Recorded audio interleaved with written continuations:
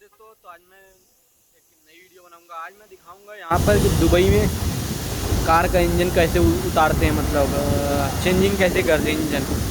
तो यहाँ पर मैं आया था गैराज में, तो एक कार का इंजन में कुछ प्रॉब्लम आ गई, पूरा इंजन नीचे उतारे थे। तो किस तरह से नीचे उतारे थे चलिए दिखाता हूँ मैं। तो ये देख सकते हैं, ये इंजन उतारने का बड़ा अच्छा तरीका है, कितना आसान है। ये एक जैक लगा यहाँ पर, और यहाँ पर देखिए पूरा इंजन उतार दिए हैं। पूरा इंजन इसी पे टिका हुआ है। इससे हाथ से अगर चलाएंगे तो उठेगा ये गाड़ी ऊपर। देखिए इंजन पूरा उतर चुका है।